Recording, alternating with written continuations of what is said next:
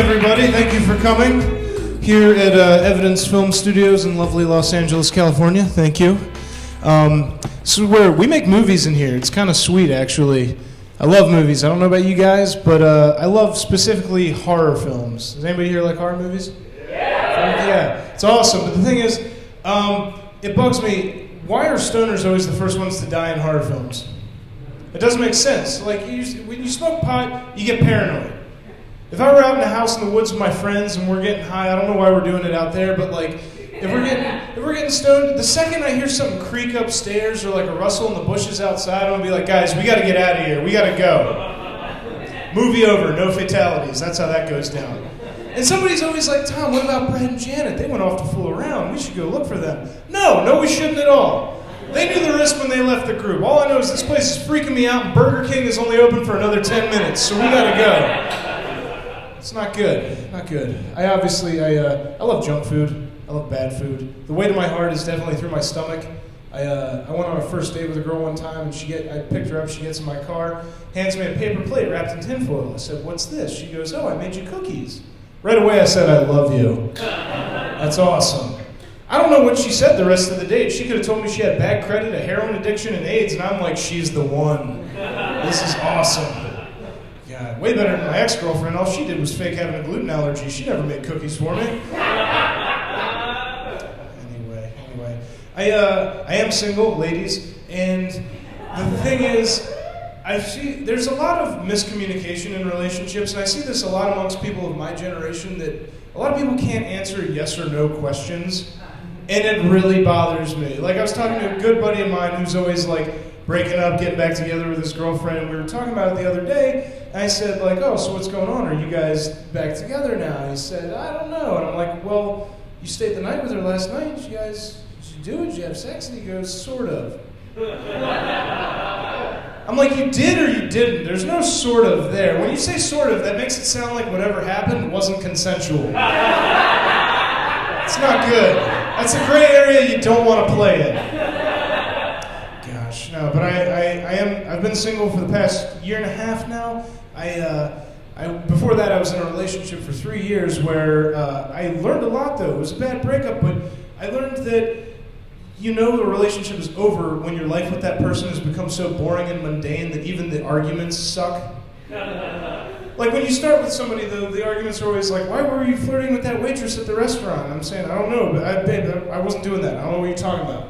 After 3 years of living together, the arguments became, "Why can't you eat the vegetables out of the refrigerator before they go bad? It's a waste of money." I'm like, "Sorry, I didn't want to have raw carrots after work, And she'd sniff me and be like, "Have you been smoking? Why are you so stoned on a Tuesday afternoon?" I said, "I'm trying to make myself hungry enough to eat the stupid carrots." Yeah, and she'd be like, "Why do you have a hamburger?" I said, "I was watching a scary movie, heard a creak upstairs, thought a killer was in the house, went to Burger King instead." I watch a lot of movies. I watched something that actually kind of fascinated me. I saw a documentary the other day streaming online about prohibition here in the United States of America. And as the title of the movie really should have been "The Worst Decision Our Country's Ever Made." It was terrible.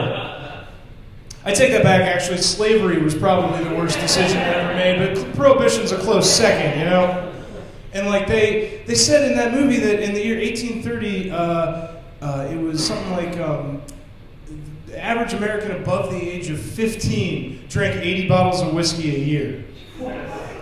I know, I was like, I don't like when people romanticize the past, like, "Oh, I wish I could have lived back then," but I saw that and was like, I wish I could have lived back then. Jesus. I would have been like a town mayor back then. It would have been awesome. Yeah, but anyway, though, and here's the thing, it took us, 300 years to do away with slavery in this country? It took us about 13 years to repeal prohibition, so what does that say about us as a people here? Everybody likes to drink and own people, but anyway, you guys, come on. You guys ready for a good show tonight? First comic we got coming up is really funny. She plays all over the country. Her name is Jessica Michelle Singleton, everybody.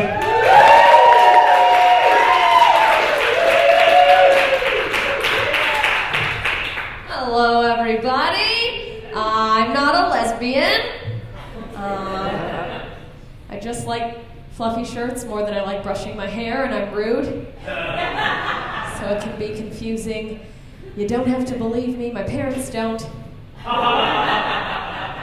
I do date men, in theory.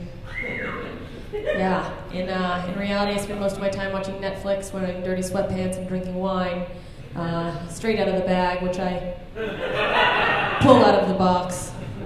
It's less work, it's just like an adult juice box. You just squeeze it, it's a rough life.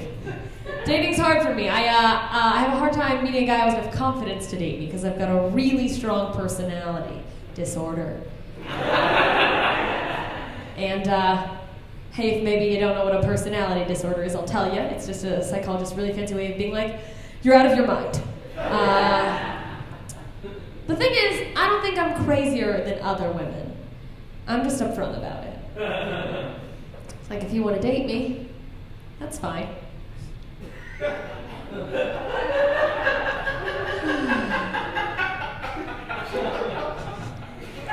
But if you try to leave, I'm going to stab you in the chest. So. Call me. I'm not more crazy though. Like, because I do stand-up comedy, I hang out with a lot of guys. I hate when they break up with the girl. We're like, glad I got rid of that one. She was a psycho. Yeah, because guess what, guys? We're all psychos. You just got to find someone who's hot and cool enough. You're like, screw it, I don't care. Slash my tires, I love you. Because if a woman says she's not crazy, she's just crazy and a liar. Nobody likes a liar. I'm crazy because I have abandonment issues. I have abandonment issues because when I was 8 years old, my dad left in the middle of the night. He just tucked me in, he's like, night, night, sweetie, see you in the morning. I didn't realize when he winked, he's like, I'm kidding, I'm leaving forever. And he just moonwalked out, he's like, yeah. He did, he just packed up his truck, hitched the boat, and pieced out, and now it's messed me up because I have this weird thing where I can't date men who own boats. Because not like in a creepy way, but you know they say as a little girl you kind of model your relationships after your father. And my dad had a boat, so now I feel like I can't risk getting that emotionally invested in another man and losing another boat. What do I do on the weekends?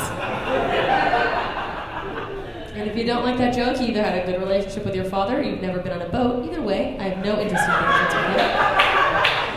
I don't know. I tried dating. I've been trying to date.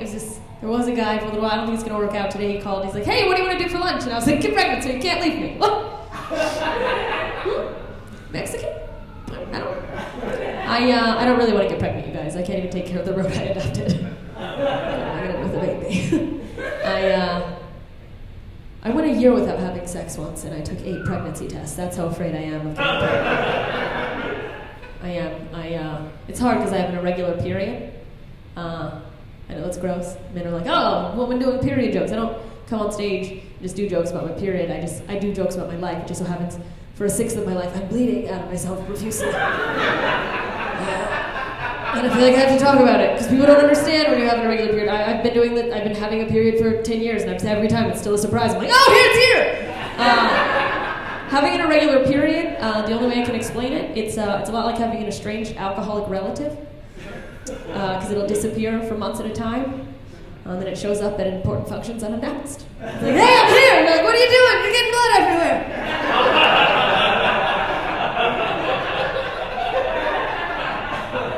And who ate all the chocolate and cried?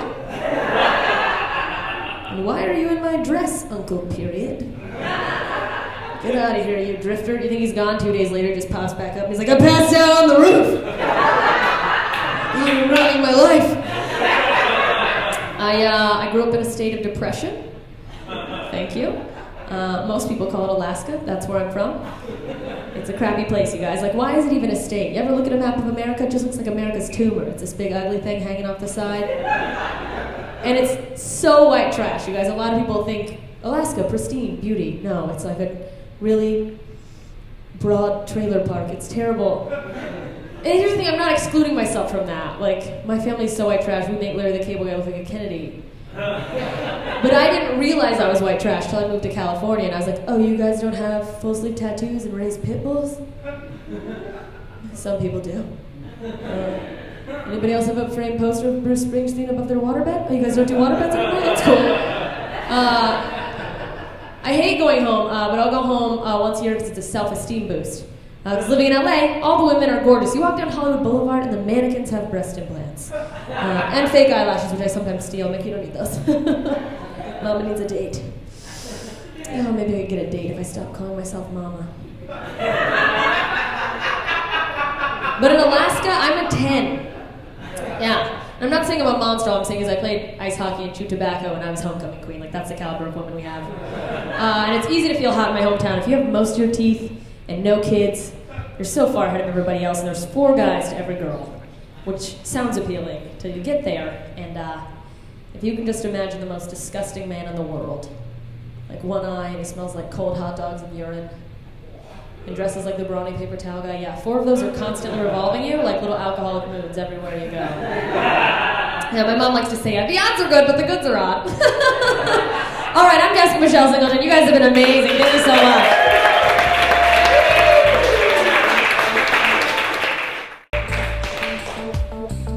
Come back, I forgot my water. Anyway, guys, we're going to keep the show moving. The next comic coming up is a good buddy of mine, also from the great state of Maryland, back on the East Coast. Let's give it up for Tiff Myers, everybody.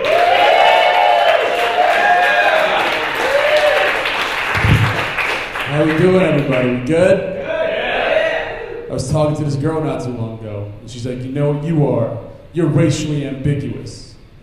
Which is a nice way of saying, I have no idea what you are. Like, I just don't know. Like, it sucks because I'm half black, and when I was younger, I looked really black, but as I got older, I turned into an old Pakistani. And I don't know how. Like, I went from looking like someone who would rob a 7-Eleven to owning one. Like, it's terrible. Like, I walk in, and they just throw me a shirt. They're like, you're next. And I'm like, how did you get my name right? This is weird. I don't know.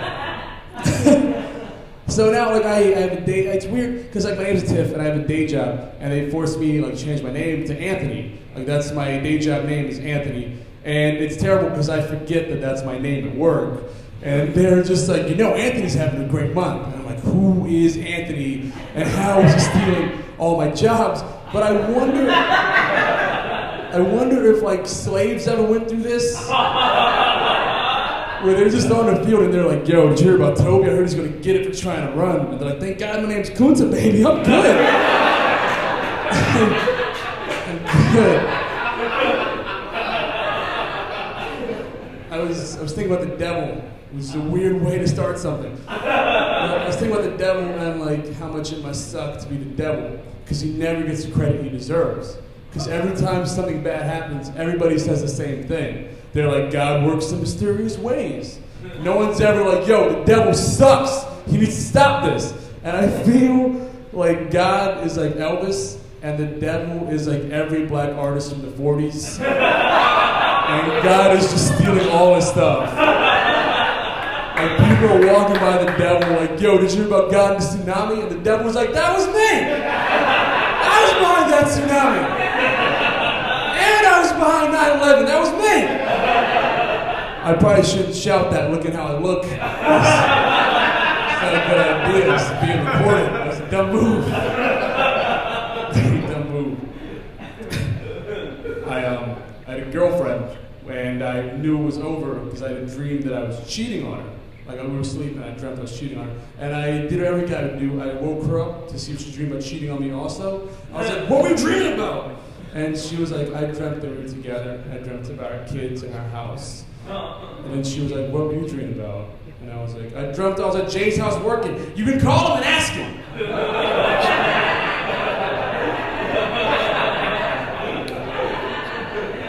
And then I called up my boy Jay. I was like, yo, my girl calls. I was dreaming about you, son. And he's like, that was weird. I was dreaming about you, too. And now we're dating, everybody. See how that works? It's a coincidence. But I internet dated for a bit. Like, I online dated. And it's weird because it's very different for guys and girls. Because when you're a girl and you're online dating, you're trying to find a nice guy who's not into the bar scene and who's going to treat you right. And when you're a guy in online dating, you're just trying to prove you're not a rapist. Like, that's it. Because a girl's profile is, I like laughter and I like reading books.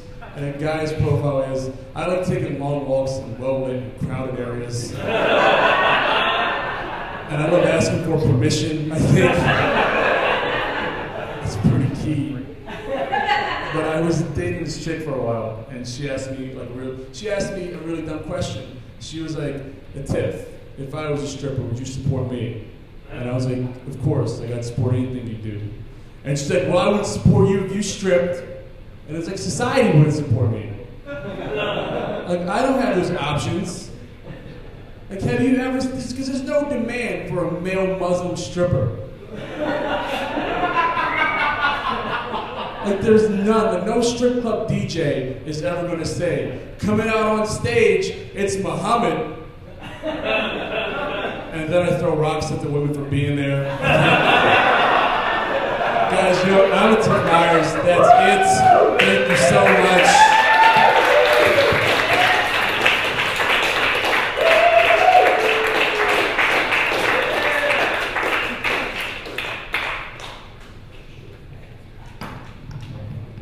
I would never throw rocks at women. That's just awful. But anyway, guys, let's give it up for a Tiff. Let's give it up for everybody you've seen tonight.